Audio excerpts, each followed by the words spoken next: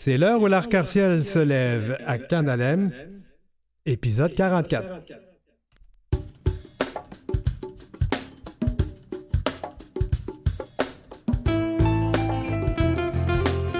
Au sommaire, sans écho cette fois-ci, l'ambassadeur français des droits de la personne LGBTQ+, en tournée au Canada. L'auteur Samuel Larochelle nous parle de son plus récent roman. Et Let's Make America Queer, Always, notre première chronique sur ce qui se passe chez nos voisins du Sud et ce qui se passe là-bas, c'est inquiétant. Et notre première aujourd'hui, notre chronique Ma vie en cinéma queer, on va parler de Xavier Dolan. L'heure où l'arc-en-ciel se lève en ce 2 octobre 2023, épisode 44, rien, je vous le promets, rien n'est arrangé avec le gars des vues.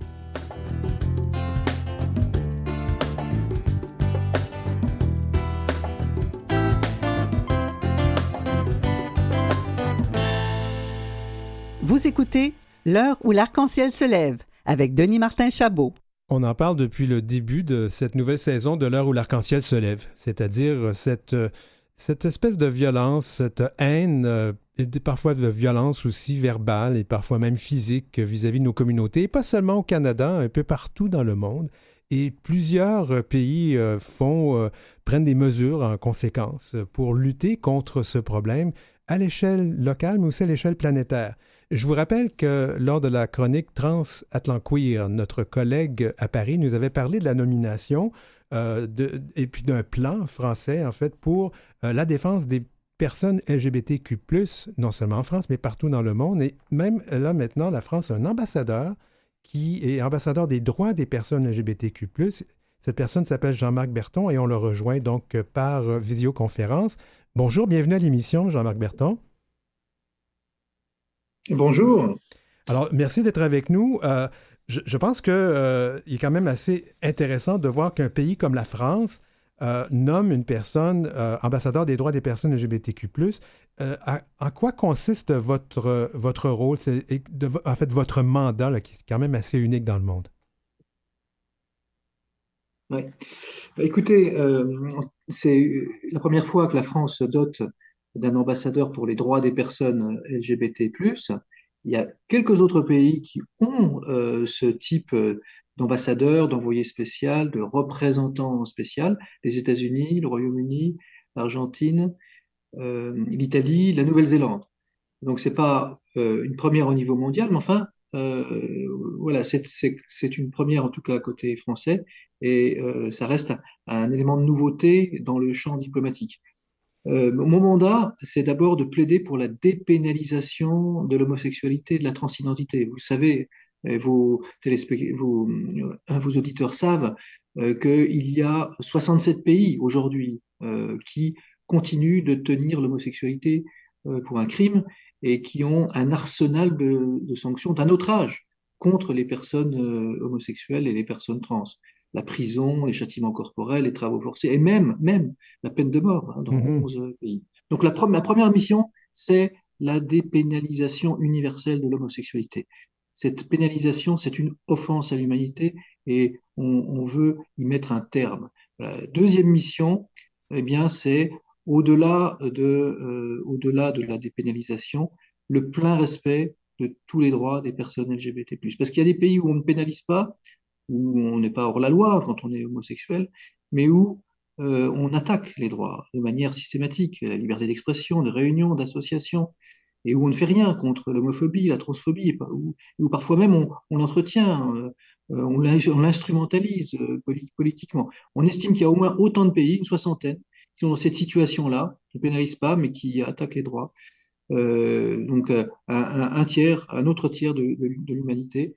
Donc voilà, il faut que nous soyons mobilisés pour partout demander le respect pour les personnes LGBT+, la lutte contre la haine, la violence, les discriminations à leur encontre. Est-ce que ça vous inquiète de voir ou de constater, parce qu'on le constate, même dans un pays aussi développé que les États-Unis, il y a une remontée de ces lois anti-personnes LGBT. On l'a vu, il y a 400 lois qui ont été déposées ou qui ont été adoptées aux États-Unis pour réduire notamment les droits des personnes trans. Et il y a cette montée aussi de haine et d'incidents violents. Est-ce que ça vous inquiète? Oui, ça m'inquiète. Aucun pays n'est épargné par l'homophobie. On constate une radicalisation. Alors, dans beaucoup de pays non démocratiques, on va dire, en Afrique, au Moyen-Orient, dans une partie de l'Asie, en Russie, dans les pays sous influence de la Russie. Mais on constate aussi ces vents mauvais dans nos vieilles démocraties, hein, où il y a des poussées conservatrices qui s'accompagnent souvent de mouvements anti-LGBT. Voilà, on le voit aux États-Unis, on le voit en Europe, et évidemment, c'est très, très, très préoccupant, et ça fait aussi partie de ma mission. Je crois que la France a annoncé la création d'un fonds là, pour lutter contre justement cette homophobie, cette transphobie, cette biphobie. Alors, de quelles ressources allez-vous disposer là, avec la création de ce fonds? Oui, alors c'est un fonds qui est destiné aux ONG étrangères, Mhm. dans les pays où c'est dur d'être homosexuel, dur d'être une personne trans. Il faut se battre pour avoir des droits, se faire respecter. Donc c'est 2 millions au départ, On parle de 2 millions euh, d'euros, c'est ça, oui? 2 millions d'euros, voilà, pour commencer, puis À on peu près 3 verra millions avec canadiens, oui. l'évolution de la demande, oui, à Mhm. peu près. Et donc, ce sont nos ambassades de France à l'étranger qui vont identifier des projets portés par des associations qui vont présenter ces projets à Paris, au Quai d'Orsay, au ministère de l'Europe et des Affaires étrangères. Et puis à Paris, nous choisirons les projets qui nous paraissent les plus intéressants, les plus utiles pour les communautés LGBT à l'étranger. Voilà, donc ça va fonctionner comme ça à partir de 2024. Et on Ah, a annoncé ce nouveau dispositif avec Madame Colonna, notre ministre de l'Europe et des Affaires étrangères française, la semaine dernière à New York, en marge de l'Assemblée générale des Nations unies. Mais vous savez, c'est pas le seul instrument hein, que nous allons utiliser. Nous en avons d'autres. Je pense à l'Agence française pour le développement, l'AFD, mhm. hein, qui est notre opérateur pour l'aide au développement. Eh bien, cette agence est mobilisée pour venir en aide aux personnes LGBT à l'étranger. Elle a chaque année un appel à projet en direction des grandes ONG françaises, et cet appel à projet est maintenant ouvert aux questions LGBT. Vous êtes de passage ici au Canada et surtout vous êtes avec donc l'organisation qui s'appelle EGID, de l'Alliance internationale francophone. Oui, Que pensez-vous de l'action et le travail là, de mise en réseau là, des ONG LGBT depuis notre territoire au Canada, mais pour toute la francophonie? Parce que souvent les organismes sont anglophones, mais là on est vraiment dans la francophonie. Qu'est-ce que vous pensez de tout ça? ben, c'est indispensable. Le travail que Gide réalise est formidable et on le soutient avec le Québec et avec le Canada. C'est vraiment, vraiment important parce que les, les, les associations, les activistes, les militants pro-LGBT dans le monde francophone sont isolés, beaucoup plus isolés que dans les pays anglophones. Ils sont isolés parce qu'ils se heurtent à la répression, à la persécution, mais aussi parce qu'ils ont moins accès au soutien, aux aides internationales. Donc il faut briser cet isolement et c'est ce que fait Égide avec son réseau. Et donc vraiment, moi je suis aussi venu ici au Canada, au Québec, pour soutenir Égide. Maintenant, au Canada, vos homologues, en fait, les gens qui luttent, qui travaillent comme vous, donc pour la lutte contre l'homophobie, la transphobie, la biphobie, la lesbophobie, en fait, toutes les LGBTQ-phobies qu'on pourrait dire, sont des gens qui sont soit dans le périmètre de la justice ou des relations internationales. Pourquoi c'est important d'avoir cette espèce de fonction là, thématique, de se retrouver là, en justice et relations internationales?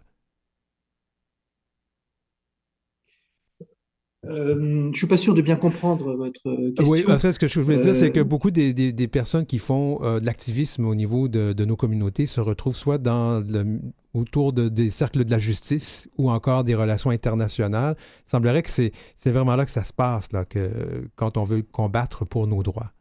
Est-ce que ça vous parle? Ça vous dit quelque... oui, oui, Oui. oui, non, non, bien sûr, non, non, je comprends ce que vous voulez dire. Vous savez, on vit dans un monde global et si on ne peut pas défendre faire progresser les droits des personnes LGBT dans notre pays et se désintéresser de ce qui se passe hors de nos frontières. Euh, il y a des choses inquiétantes, préoccupantes qui se passent. Il y a des mouvements anti-genre, anti-LGBT, et ils peuvent, par contagion, arriver chez nous. Euh, et donc, voilà, il faut pas qu'on se réveille demain avec ces mouvements sur notre territoire. Donc, nous devons être mobilisés à l'international. Nous devons absolument agir hors de nos frontières. C'est indispensable. Je terminerai avec cette question-là. Vous savez qu'au Canada, nous, on aime beaucoup parler de Laura McEachin, qui a été un militant québécois, qui a fondé la Journée internationale de lutte contre l'homophobie et la transphobie. On se donne le crédit ici au Canada. Il avait dit, je ne veux pas de la tolérance pour nous, mais je veux l'inclusion et l'acceptation sociale totale et complète. Alors, j'imagine que vous, personnellement, vous célébrez le 17 mai, mais connaissez-vous cette personne avant de venir au Canada? J'ai pas compris la question, excusez-moi. Oui, je vous parlais Ça de a été Laurent coupé. McEachin, qui a été militant Oui, québécois. J'imagine que vous le connaissez. Lui, on lui attribue la journée du 17 mai, la journée mondiale de lutte oui, contre oui, l'homophobie et oui. la transphobie. Bon, je pense qu'il y a une petite dispute entre la France et le Canada là-dessus. Mais le 17 mai, vous le célébrez aussi. Et j'imagine que vous connaissiez Laurent McEachin avant. Bien sûr. Oui, oui, on le célèbre évidemment avec beaucoup de force. Et je ne rentre pas dans le débat pour savoir si c'est québécois ou, euh, ou français. Mais en tout cas, je voudrais dire une chose. J'ai découvert à la faveur de mon déplacement ici que le Québec avait été finalement à l'avant-garde ici en Amérique du Nord, ici au Canada. Par exemple, pour la protection légale des couples de même sexe, le Mhm. mariage. Tout à fait. Il a ouvert la voie.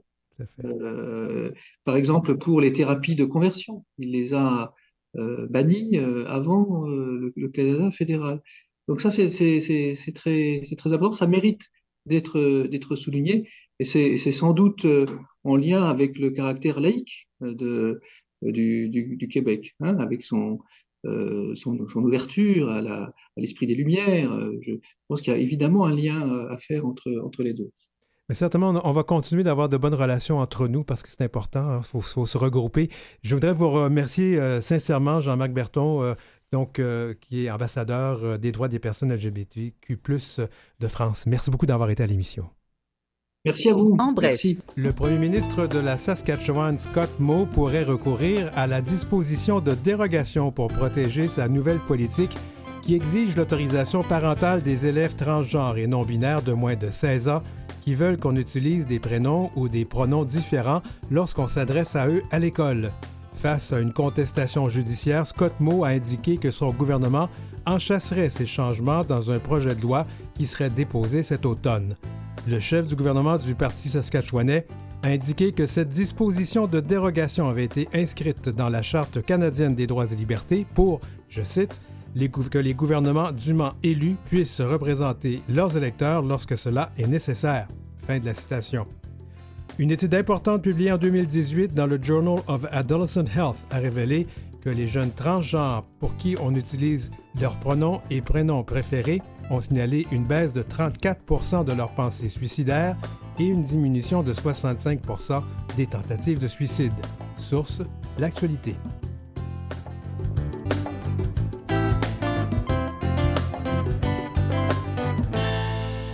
Vous écoutez L'heure où l'arc-en-ciel se lève avec Denis Martin Chabot.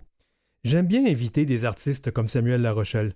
Vous connaissez certainement Samuel qui signe une chronique mensuelle dans le magazine Fugue et qui écrit plusieurs articles, et non seulement pour Fugue, mais pour d'autres publications, dont la Presse Plus. Samuel vient de publier un nouveau roman, Elias et Justine, aux éditions Druide, et la biographie de Louise Portal. Louise Portal, aimer, incarner, écrire, également chez Druide. Samuel, bienvenue à l'heure où l'arc-en-ciel se lève. Bonjour, merci de l'invitation. Alors, on pose la question aux invités qui sont ici pour la première fois. Quels pronoms et quels accords on utilise avec toi? Il est masculin. Parfait. Alors, j'aurais pu en dire plus sur toi, Samuel, parce que, on se connaît, c'est pour ça qu'on se tutoie. En fait, on tutoie à l'émission ici. Tu fais aussi le cabaret littéraire Accent Queer. Tu as fait plein qui a fait le tour du Québec. Tu fais plein de balados-diffusion. J'aurais pu te présenter comme un boulimique de la culture. T'aimes ça? Un hyperactif plus que boulimique. OK, un hyperactif. Mais sérieusement, tu travailles fort. Qu'est-ce qui te motive tant que ça? Je pense que le parcours de vie que j'ai eu me pousse à avoir un grand besoin de m'exprimer, d'être entendu, puis ensuite d'utiliser cette tribune que j'ai acquise pour mettre en lumière les autres, pour faire résonner les voix des autres. Donc, et il y a aussi un côté d'accessibilité à la littérature. Quand je vais dans ma région natale puis que j'organise un cabaret, pas mon concept queer, mais un autre, c'est pour faire en sorte de mettre en relation les gens et les mots, que ce soit avec un roman, un atelier d'écriture, un cabaret. Il y a plein de démarches qui sont faites dans ce sens-là. Donc, allons-y, les mots, parce que tu aimes les mots, c'est clair. Et parlons de ton plus récent roman, Elias et Justine. C'est un roman qui met de l'avant l'amitié. C'est un concept important pour toi, ça. Je dirais que c'est fondamental. Les amis dans ma vie sont des piliers, même si ma famille est encore très présente. Il n'y a pas eu d'histoire de rejet ou quoi que ce soit. Ma famille est en Abitibi-Témiscamingue. J'ai étudié au Saguenay-Lac-Saint-Jean. Je vis à Montréal depuis bientôt 17 ans. Donc, la parenté n'a pas pu m'offrir le soutien en raison de considérations géographiques. Donc, je pense que c'est vers les amis que je me suis tourné. Cela dit, quand j'ai franchi la trentaine, j'ai vu que plusieurs amis autour de moi, particulièrement les hétéros, se concentrent beaucoup sur leurs enfants qui viennent de naître, sur leurs amours, leurs grandes responsabilités au travail. Donc, malheureusement, ce qui est si important pour moi est en train de s'effriter. Les gens m'aiment et je les aime encore, mais le temps qu'on offre à l'amitié en vieillissant diminue beaucoup trop à mon goût.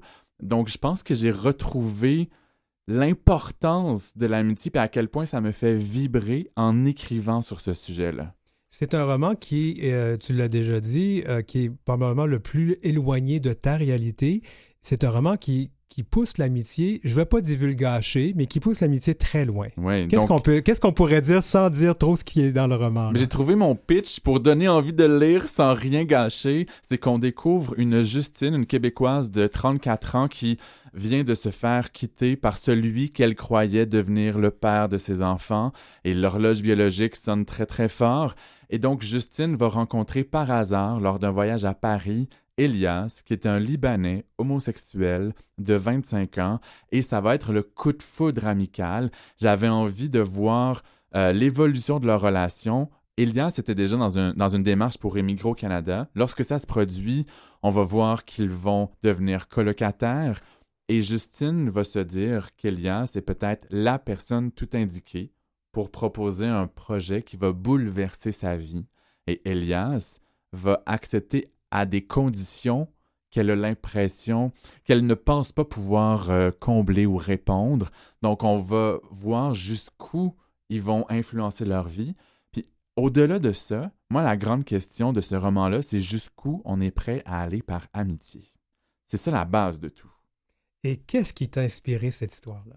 Quand j'ai fini mes études en journalisme à Jonquière, je m'en allais à Montréal. Mes 2 amis proches, les plus proches, s'en allaient à Sherbrooke. Et il y a une tierce personne dans ma vie qui me dit « As-tu déjà pensé déménager avec elle à Sherbrooke? » Donc déménager par amitié. C'est le genre de grands gestes qu'on fait souvent par amour. Et là, à 19 ans, cette idée de faire des gestes grandiloquents pour nos amis s'est installée dans ma tête. Ça a mûri pendant des années. Et ensuite, je me suis dit, cette idée de combler une distance vers l'autre, construire des ponts par amitié, comment je peux l'exploiter le plus possible? Je pense que quand on vient de cultures différentes, ça demande un effort supplémentaire pour s'apprivoiser, se comprendre.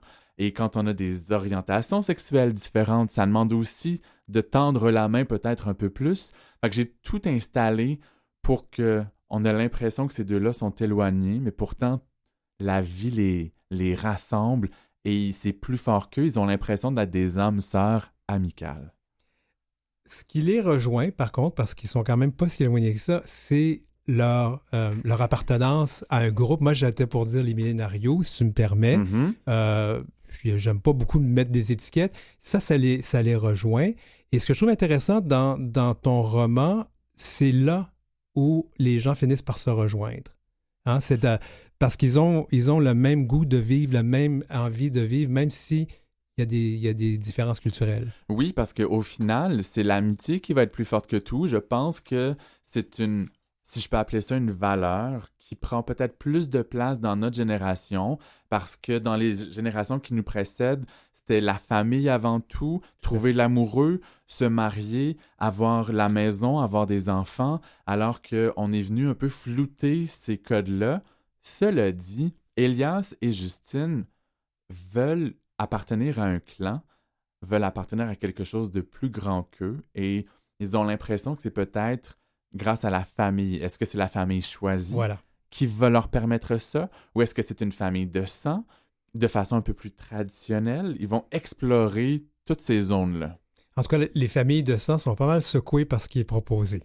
Oui, puis et même leurs autres amis, Oui. ça passe pas comme une lettre à la Tout à poste, fait. parce que c'est le fameux projet bouleversant, c'est très peu, ça existe peu dans notre société actuelle, mais ça commence à prendre sa place, et j'ai l'impression que ça va en prendre de plus en plus dans le futur. Puis là, je sais que je suis un peu gossant pour les personnes qui nous écoutent, parce que je ne vais pas révéler le fameux projet, mais avec toute l'humilité du monde, je crois que cette idée n'a jamais été abordée en littérature, au théâtre, en télé et au cinéma. Mon envie comme auteur, c'est pas juste de me renouveler, mais c'est aussi d'offrir des réflexions puis des concepts qui n'ont pas été abordés avant. Là, tu vas me permettre la question qui tue. Vas-y. Avec la grande musique. Non, à la tout le monde en on parle. n'aura pas de musique. Moi, je vais te dire, j'ai pas mal tout lu ce que tu as écrit. Ah Et ouais? c'est la première fois que je vois que tu vas aussi loin que ça dans l'illustration de la sexualité. Ah, c'est sûr. Alors, pourquoi cette fois-ci, c'est important d'aller là? Dans mon premier roman, À cause des garçons, la première version avait tellement de dates, de rencontres et de trucs sexuels, sans que ce soit si graphique que ça. J'avais, retiré certaines rencontres, même s'il en reste vraiment beaucoup, mais j'avais aussi adouci l'aspect sexuel parce que mon éditrice m'avait fait comprendre qu'il faut que ces scènes-là servent à quelque chose, pas juste divertir en montrant du sexe, mais que ça fasse évoluer les personnages. Donc, j'ai choisi les moments où c'était le cas. Mais là, des années plus tard, on m'a si souvent dit, du moins le lectorat queer m'a dit, on en prendrait plus de ces scènes-là. Donc là, je me suis lâché lousse, c'est beaucoup plus graphique, c'est beaucoup plus, je pense, je l'espère, émoustillant que dans mes romans précédents, mais c'est que la sexualité dit quelque chose particulièrement sur Elias. Oui. Lorsqu'il est à Beyrouth, lorsqu'il arrive à Montréal, quelques semaines plus tard et quelques mois plus tard, on comprend, grâce à sa façon de vivre la sexualité, où il est rendu dans sa tête et dans son cœur. Donc, il fallait que j'aille vraiment à fond là-dedans. Ben, en fait, moi, tu sais que j'ai écrit, et Oui. j'ai déjà écrit mon premier roman à beaucoup de sexualité, et il y avait une raison pour ça. Parce que je me dis, on ne s'est pas battu pour avoir le droit d'être qui on est, puis de se cacher quand on écrit. Mais ça, c'est toutes des réflexions qui nous appartiennent à tout un chacun. Je voudrais continuer sur ton œuvre. C'est important pour toi d'avoir des thématiques ou des trames ou des parties d'histoire queer dans ce que tu écris? J'ai comme envie de dire oui en lettres majuscules, puis en même temps, parce que j'ai un côté très engagé, j'organise des événements pour que la communauté grandisse et prenne sa place. Mais je pense que je serais menteur de pas dire que c'est juste naturel. On peut voir ça comme un engagement militant, mais on dirait que j'ai envie de raconter ces histoires-là de façon juste profondément naturelle. Cela dit, il y a peut-être une petite partie de mon cerveau qui s'est demandé comment rejoindre un peu plus le grand public sans mettre de côté les personnages queer. Et là, d'avoir deux personnages principaux, une hétéro, un gay, on dirait que je pouvais embrasser un peu plus large et rapprocher la population hétéro, cisgenre de nos histoires, chose qu'elle fait de plus en plus, mais il y a encore beaucoup de pas qui peuvent être franchis, alors que nous, on a passé notre vie à regarder et lire des histoires de straight. Mais je me dis, peut-être que ces deux personnages-là, c'est une clé pour intéresser la population plus large à nos histoires. j'aimerais qu'on parle avant que l'entrevue tire à sa fin, mais j'aimerais qu'on parle de ton autre publication. Je ne l'ai pas lu encore, la biographie de Louise Portal. Alors, comment t'es arrivé à faire ça? Qu'est-ce qui s'est passé? Louise et moi, on est publiés depuis des années aux éditions Druide. On se croise dans les salons du livre, on s'entend bien. Puis un jour, elle apprend que je suis en train de travailler sur la bio de Bruno Pelletier, qui est sortie l'année dernière, il y a 1 an. Et elle a le réflexe de me proposer d'écrire le projet avec elle. Mais Louise n'est pas juste une actrice et une chanteuse, elle a écrit plus de 20 livres. Elle écrit extrêmement bien, elle aurait pu faire ça toute seule, mais elle avait envie d'une rencontre de génération, de 2 artistes qui se parlent, d'avoir mes questions qui vont l'amener beaucoup plus loin. Et moi, en connaissant ses 3 carrières, sa vie amoureuse très riche, on va dire ça comme ça, j'étais comme, j'ai envie d'aller vivre ça, puis c'est une femme très connectée à ses émotions, elle va pas se retenir, elle va me donner dans la générosité. Donc, ça a été que du bonheur, ce processus de travail-là. Alors, quels sont les autres projets de Samuel Larochelle pour les prochains mois? Parce que je pense que on peut pas parler d'années, là, il y en aurait trop. Oui, alors, à la mi-octobre, on va faire une tournée en Abitibi-Témiscamingue avec mon premier cabaret, où j'invite des plumes locales. Ensuite, le 17 novembre, à l'Usine C de Montréal, c'est la 6e édition du cabaret Accent Queer, avec des plumes queer sur des enjeux queer, des personnages queer. C'est drôle, c'est touchant, c'est engagé. Et j'essaie de terminer un nouveau projet de livre, qui est un récit poétique sur les voyages. Donc, des anecdotes et des réflexions. Ça va être très drôle, très vulnérable et un petit peu bitch, comme je l'ai fait dans J'ai échappé mon cœur dans ta bouche.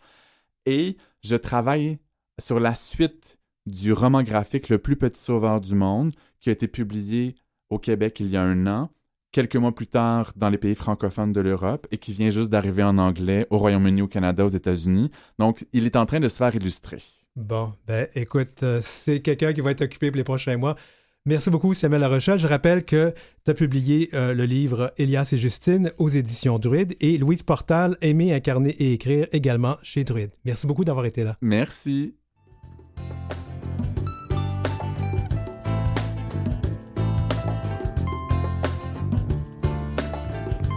Pour joindre l'équipe, écrivez-nous à heureciel@gmail.com. C'est heureciel en un seul mot et en minuscule, @gmail.com.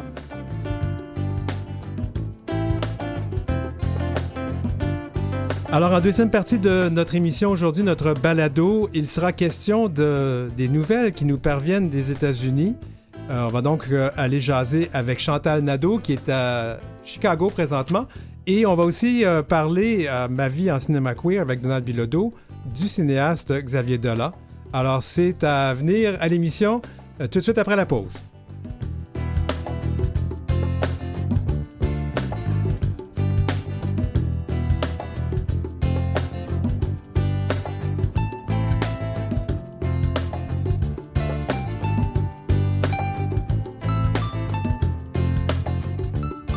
Suivez Denis Martin Chabot sur Facebook ou Instagram à @DMChabotAuteur.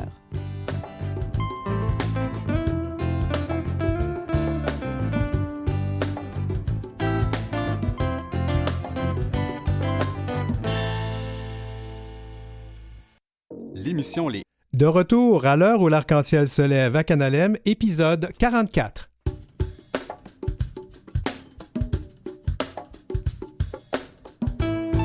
Dans cette deuxième partie de notre émission et balado, qu'est-ce qui se passe chez les voisins, nos voisins du Sud? Ça va pas bien dans le pays de l'oncle Sam où plus de 400 projets de loi anti-queer ont été déposés ou adoptés depuis le début de l'année 2023 et les violences montent contre nous. Et puis, ben là, on va peut-être aller à quelque chose d'un petit peu moins triste. On va parler de Xavier Dolan, notre star à Ma vie en cinéma queer. Ben, ouais, Xavier Dolan, c'est vraiment lui, le vrai de vrai gars des vues, à l'heure où l'arc-en-ciel se lève.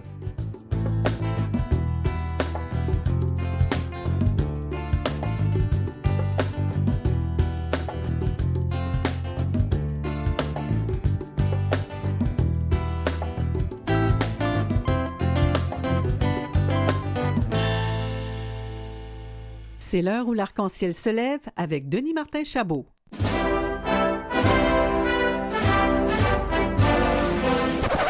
Let's make America queer always. Make America queer always. Un regard sur les États-Unis avec Chantal Nadeau. Bon, je vais quand même vous le dire tout de suite, là. Vous entendez Donald Trump, c'est un fake qu'on appelle en bon langage de métier. Et on ne le ferait pas si ce n'était pas que pour faire une parodie. Alors oui, c'est créé de toutes pièces. Alors, une nouvelle chronique à notre émission et balado, une chronique dédiée aux actualités queer aux États-Unis. Pourquoi? Ben, on l'a vu depuis quelques années, nos communautés sont devenues la nouvelle cible de la haine de l'extrême droite. Les projets de loi anti-queer se multiplient, plus de 400 depuis le début de l'année qui ont été déposés ou adoptés, et les violences contre les personnes de nos communautés, c'est en recrudescence. Si bien que le gouvernement canadien a émis un avis concernant les voyages pour les personnes queer aux États-Unis, éviter certains États. Alors, je peux peut-être vous nommer la Floride, le pire État homophobe de ce pays, on va se le dire. Et comme ce qui se passe aux États-Unis, ben, ça se répand souvent au Canada et au Québec, un peu comme, en fait, pire que le virus de la COVID. On a décidé qu'il fallait garder un œil sur ce pays-là et on a demandé à la professeure en études féministes et queer de l'Université de l'Illinois, Chantal Nadeau, qui est québécoise, qui est autrice aussi, d'être nos yeux là-bas. Salut Chantal! Salut. Oui, je t'ai pas trop présenté de façon trop négative, là. Non, non, non, non, non, j'ai la coin dure, comme on dit en québécois, alors ça va. Alors Chantal, je répète que tu utilises les accords et les pronoms féminins, c'est bien ça? Oui, c'est bien ça. Alors, il y a un mois, le Canada a émis un avis pour les personnes queer qui veulent se rendre aux États-Unis. Les États-Unis, là. Hein? Toi qui y vis depuis le bon bout de temps, ça t'étonne d'avoir entendu ça? Oui et non. Bon, pour commencer, comme tu le sais, tous les grands quotidiens américains en ont parlé, du New York Times, au Washington Post, au New Yorker, au Los Angeles Times. Oui, dans le sens que ce genre d'avis-là a été émis dans le passé, surtout pour des pays avec un bilan démocratique fragile, sinon non existant ou en constante violation avec la fameuse Charte universelle sur les droits humains des États. Dans le cas des États-Unis, ce qui est étonnant, qui est comme considéré, mais on peut en rire, on peut en parler, qui est considéré comme la plus grande et la plus euh, vieille démocratie au monde. Et la vie aussi est arrivée à un moment où les deux pays sont plutôt en accord après 3 ans, disons qu'il y a 3 ans avec le gouvernement Trump, c'était pas la même chose. Mais ce qui m'a beaucoup étonné, et ce qui a beaucoup étonné aussi les groupes queer aux États-Unis, c'est que la vie ne spécifie pas les 14 États, hein, ne nomme pas les 14 États. Donc, qui font partie de la mise en garde du gouvernement canadien. Et donc, d'un point de vue militant, nommer les 14 États, c'est super important. Hein? Donc, ça évite cette espèce de généralisation. C'est important au niveau politique et surtout au niveau légal. Non, et là où je ne suis pas étonnée, c'est que non, parce que du côté canadien, il y a une espèce d'adulation, si tu veux, du côté américain quand ça concerne les droits des LGBTQ+, et surtout depuis la légalisation du mariage gay au Canada. Alors, disons que donc la nouvelle a été relayée et reprise en boucle par les différents groupes parce qu'il y avait une espèce d'effet les gens étaient contents dans un sens, si tu veux. Donc, voilà. Ah bon. Alors, mais qu'est-ce qui explique cette montée ou remontée d'un tel sentiment anti-queer aux États-Unis? Là? Qui est derrière ça? À qui ça profite finalement, cette haine qui est proférée contre nous? Bon, disons que ça a des racines profondes. Bon, c'est une remontée, hein, c'est jamais disparu. Fait que ça aussi, il faut arrêter de s'énerver là-dessus. Là. Ça reste. Le sentiment anti-queer, homophobe aux États-Unis, il est très présent. Donc, il y a bien sûr des racines profondes dans le protestantisme américain. Hein. Le fameux adage hate the sin, love the sinner. Hein. On déteste le péché, mais on va sauver le pécheur. Là. Ça reste très, très, très profond dans la façon dont on vit avec toutes ces questions-là. Donc, le sentiment anti-queer, c'est vraiment une extension de ce que j'appellerais l'individualisme américain. Cet individualisme américain-là, est l'arme au cœur de la dépolitisation des luttes identitaires aux États-Unis. OK? Même le puissant Log Cabin américain, c'est un consortium de politiciens gays républicains, adhère à ce modèle-là de normalisation et d'individus d'exception. Donc, par exemple, les opposants aux droits des minorités ont toujours vendu le modèle de l'exception. On a un voisin gay, un couple de lesbiennes, on les aime parce qu'elles s'intègrent bien, ne font pas trop de bruit, ont un job, ont une famille. Enfin, on tolère les queers qui font preuve, sinon reproduisent un profond attachement aux valeurs humaines fondamentales, selon l'hétéronormativité américaine, le couple, la famille. Si je te reprends bien, donc, en autant qui ont un comportement cis hétéronormatif, ça passe.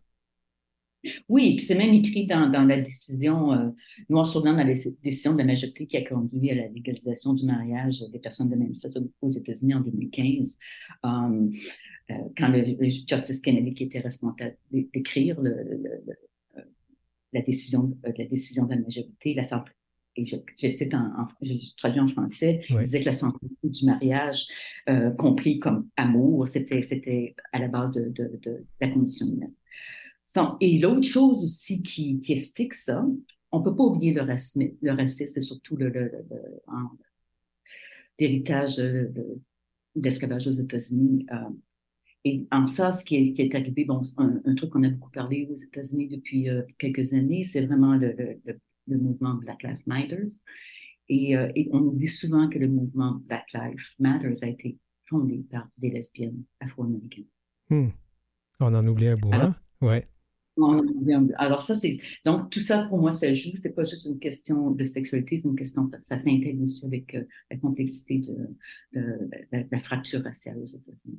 Est-ce que tu me permettrais de te relancer quand même à qui ça profite? J'ai l'impression qu'il y a des politiciens qui récupèrent cette espèce d'inquiétude ou cette espèce de mouvement-là pour faire des gains politiques.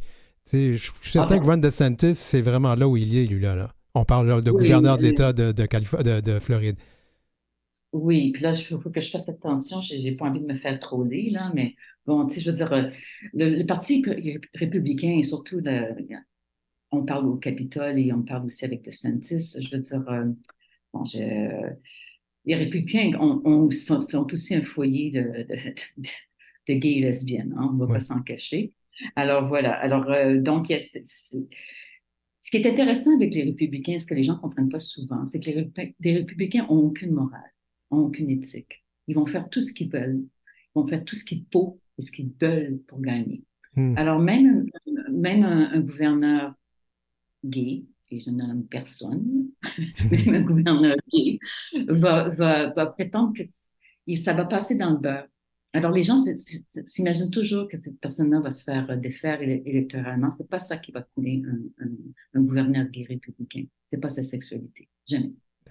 Surtout s'il est capable de montrer et surtout s'il est entouré d'une espèce de mock situation avec la femme, les enfants et compagnie. Alors, ceux qui profitent de ça, je te dirais vraiment, là, c'est les groupes évangélistes chrétiens, bien sûr, hein, qui sont multiraciaux, il faut faire attention. La droite religieuse américaine ultranationaliste, ça, c'est les partisans de Trump. Et les républicains white supremacistes, qui sont aussi les partisans de Trump, mais qui ont aussi des assises très, très fortes dans le sud des États-Unis. Et j'ajouterais à ça l'industrie des armes. Profite à fond de cette haine.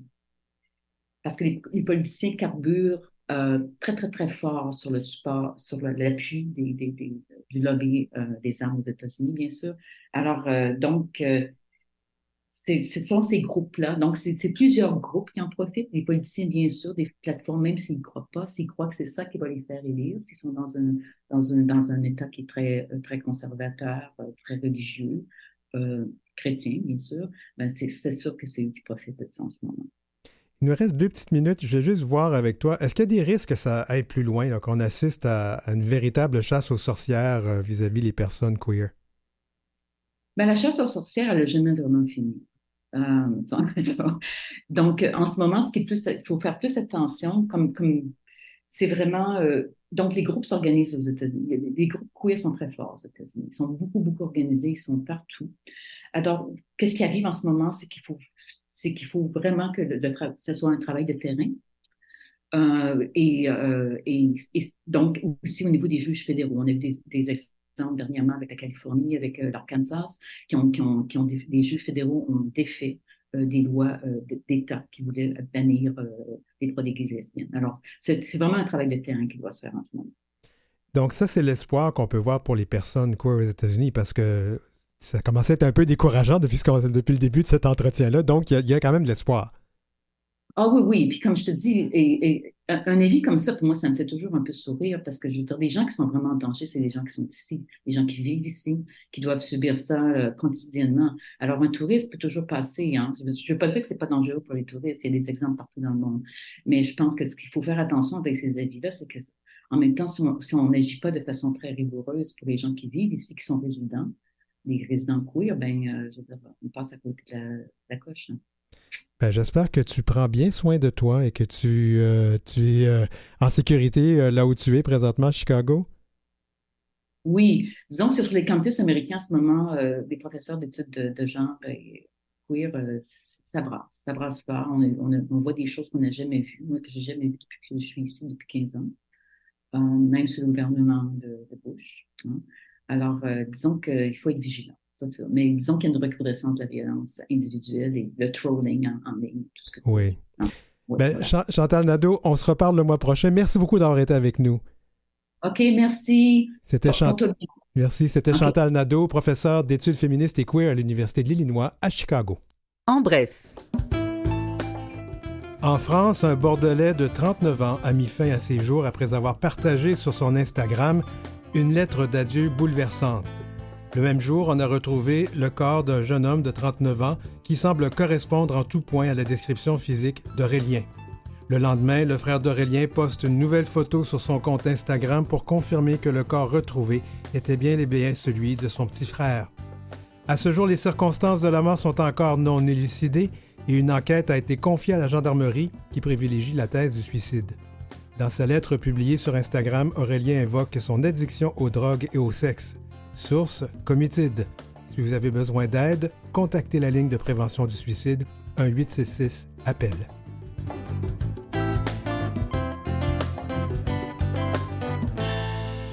Vous écoutez L'heure où l'arc-en-ciel se lève avec Denis Martin Chabot.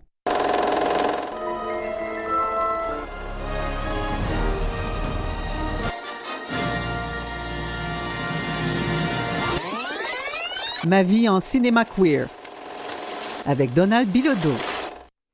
Ben voilà, c'est une autre intro qui nous fait un peu sourire, mais pour toutes les chroniques, il y aura une intro cette année. Ça nous aide à nous retrouver lorsqu'on doit écouter l'émission en balado. Donald Bilodeau, bienvenue à l'émission.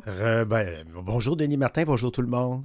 Alors, Donald Bilodeau qui utilise les accords et les pronoms masculins. Absolument. Et l'an dernier, la dernière saison, on parlait de musique, mais cette année, on a décidé de parler de films et on commence avec, non le moindre, Xavier Dolan. Ouais, on commence avec un petit gars de chez nous. Oui. Charité bien ordonnée commence par soi-même, dit-on.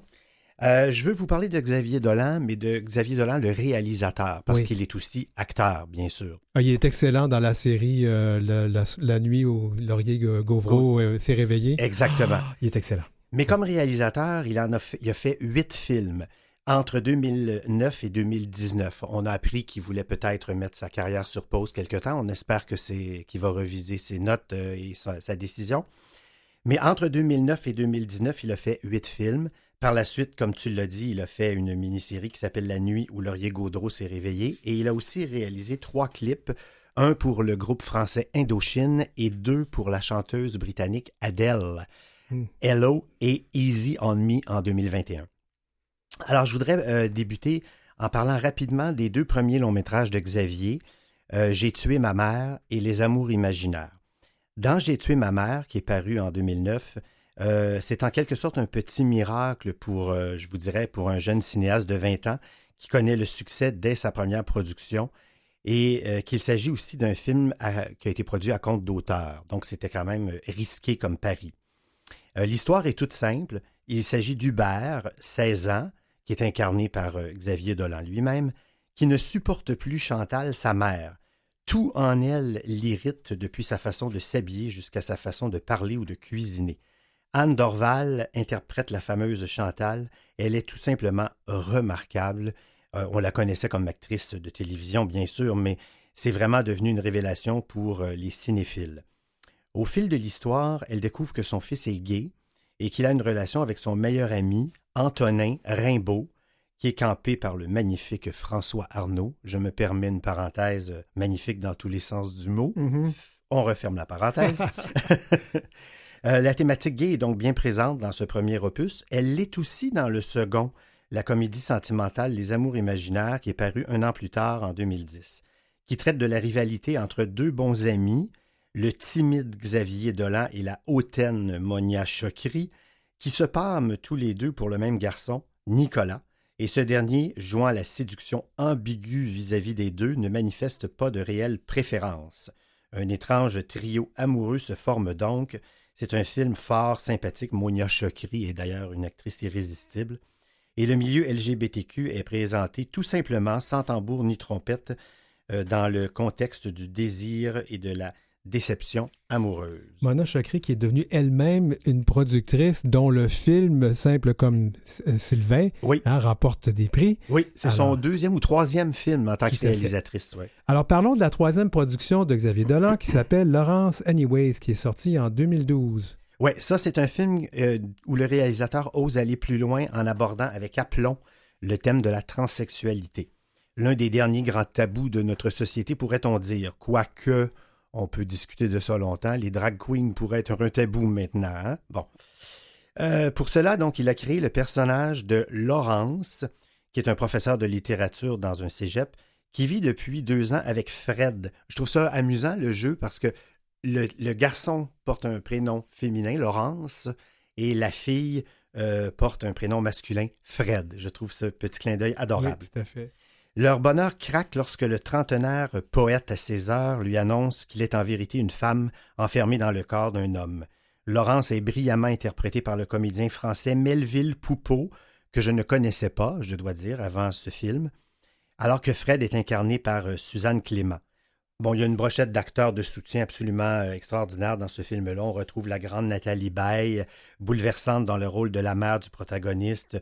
Il y a l'incroyable Catherine Bégin, dont c'était l'un des derniers rôles d'ailleurs, qui joue une charmante vieille excentrique. Il y a même Denise Filiatro, qui se transforme pour un moment en serveuse de restaurant plutôt moqueuse et taquine. Après avoir appris donc la nouvelle de son mec, se sentant trahi, Fred réagit violemment.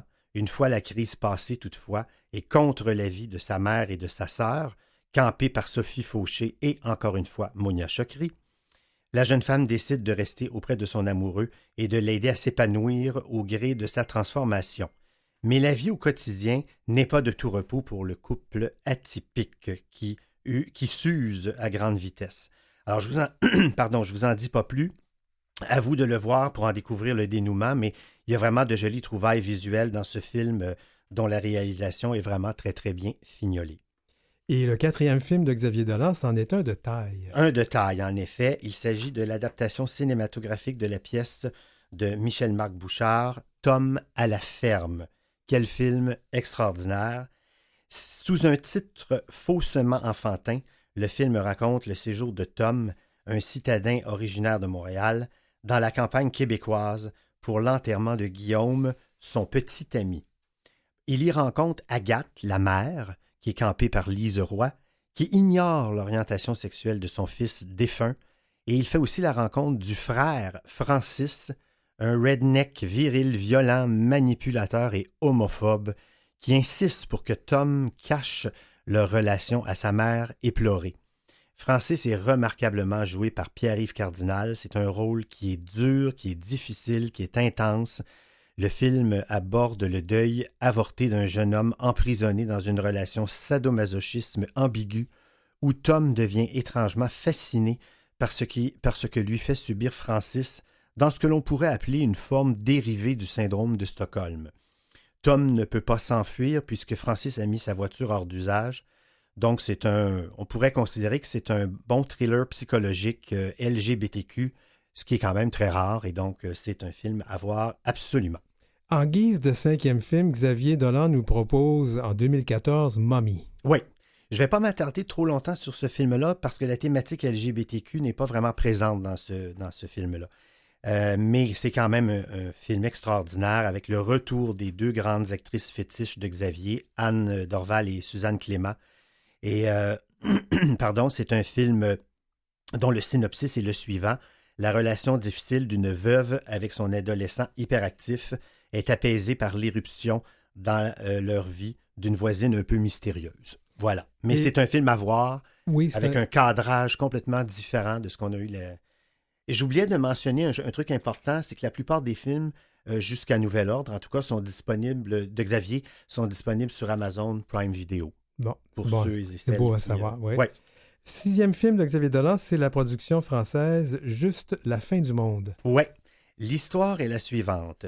Alors, Gaspard Ulliel, qui est décédé, cet acteur-là qui est décédé récemment, malheureusement, dans un accident. Donc, Gaspard Ulliel incarne Louis, un jeune gay qui revient dans sa famille après 12 ans d'absence pour leur annoncer sa mort prochaine. On ne sait pas de quoi, c'est pas ça le sujet. Les retrouvailles ravivent des souvenirs, mais créent des tensions entre les membres de la famille. Alors ici, encore une distribution 5 étoiles, puisque Gaspard Ulliel est entouré de Nathalie Baye, qu'on le retrouve encore, qui fait le rôle de la mère, Vincent Cassel, qui fait le frère grognon et désagréable, Léa Seydoux, la petite sœur, et la charmante Marion Cotillard, qui incarne la belle-sœur timide. Alors, le film a remporté en 2016 à Cannes le Grand Prix du festival ainsi que le prix du jury écuménique. En 2017, il a obtenu 3 Césars, meilleure réalisation, meilleur acteur et meilleur montage. C'est un récit très dense qui est tiré d'une pièce de l'auteur gay Jean-Luc Lagarce. On y retrouve de nombreux gros plans, une technique chère aux réalisateurs. Et enfin, en guise de dernier film... Attends, non. Un 7e, excuse-moi, je viens de sauter une page. Pour le 7e film, Xavier Dolan nous décide de travailler en anglais. C'est une première pour lui, ça. Une première pour lui, avec des acteurs extraordinaires, Susan Sarandon, Kathy Bates, Natalie Portman, Kit Harington, etc. Le titre de ce film-là, c'est Ma vie avec John F. Donovan, dont l'histoire est la suivante. À la mort d'un célèbre acteur américain, un jeune comédien se souvient de la correspondance qu'il a jadis entretenue avec lui et de l'impact de ces échanges dans leur vie. Il s'agit d'une production qui a reçu quelques critiques négatives à sa sortie, notamment dû au fait que le montage a tardé à se faire et a provoqué la disparition de la performance de Jessica Chastain, ce qui a sans doute nui au final. Mais il n'en demeure pas moins que Xavier est un passionné et de ce fait, le dénouement demeure efficace, preuve qu'il maîtrise bien son métier de cinéaste. Ouais, et là, on arrive au dernier film à ce jour. À ce jour, Mathias et Maxime. Paru en 2019. Après avoir donné un baiser amoureux à son ami d'enfance dans le contexte du tournage d'un film étudiant, un avocat hétérosexuel bascule dans un trouble profond. On y retrouve des variations sincères et touchantes sur les thèmes chers au réalisateur, quoique un peu trop cacophonique au début. Ça, c'est à mon avis. La première demi-heure est terriblement cacophonique. L'histoire n'en est pas moins touchante et l'acteur Gabriel d'Almeida Freitas est impressionnant, une vraie révélation. Il y a Pierre-Luc Funk qui est aussi à l'affiche et Xavier, quant à lui, qui est magnifique en jeune homme complexé par la tache de vin qu'il arbore sur la joue. Il y a Anne Dorval qui est toujours présente également dans un autre de ses inoubliables rôles de maman. Alors voilà pour les 8 productions de Xavier Dolan à découvrir. Oui, donc on ne fera pas de publicité pour eux autres, mais c'est sur Amazon Prime qu'on peut les regarder pour la plupart présentement. Alors bon, on n'ira pas plus loin que ça. On n'ira pas plus loin que ça. Ce qui est dommage, par contre, c'est qu'en quelques secondes, on va le redire, Xavier Dolan nous a annoncé cette année qu'il prenait une pause. Oui, j'espère que c'est pas pour toujours, hein? Parce que bon... On sent son écœurement. C'est pas facile de faire des films au Québec. C'est pas facile de demander du financement. Nombreux sont les réalisateurs qui en ont parlé, Micheline Lanctot et compagnie. On espère qu'il va revenir sur sa décision et qu'il va nous concocter un 9e film extraordinaire. On l'espère. On en a besoin. Voilà. Donald Bilodeau, merci d'avoir été avec nous aujourd'hui. Puis on se reparle dans un mois. Merci beaucoup. À bientôt. Bientôt.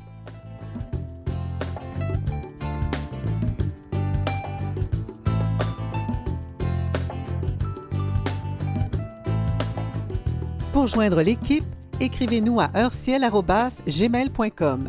C'est heureciel en un seul mot et en minuscule, @gmail.com.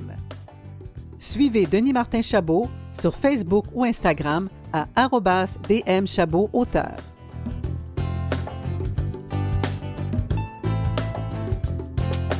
Eh bien, c'était l'heure où l'arc-en-ciel se lève, épisode 44 en ce 2 octobre 2023. Alors, je vous le répète, n'hésitez pas à communiquer avec nous pour rejoindre l'équipe de recherche, entre autres, pour nous proposer des sujets. On est toujours ouvert à tout cela. Heureciel en un seul mot, @gmail.com, heureciel@gmail.com. D'ailleurs, merci à l'équipe. Notre équipe de recherche, Marie Massé et Godéric Traube. Et nous avons aussi Maurice Bolduc à la mise en onde.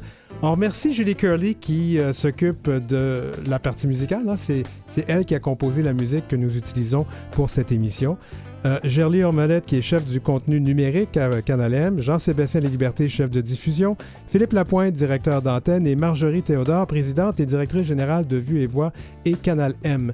Je m'appelle Denis Martin Chabot. Je vous dis que la semaine prochaine, même si c'est une journée de congé, nous serons là. Nous aurons une émission un peu particulière. Je vous proposerai une entrevue, une demi-heure complète avec l'acteur Jean-Pierre Bergeron. Vous allez voir qu'il y a des choses intéressantes à dire, notamment sur la production de son premier long-métrage qu'il produit et qu'il socio-finance présentement.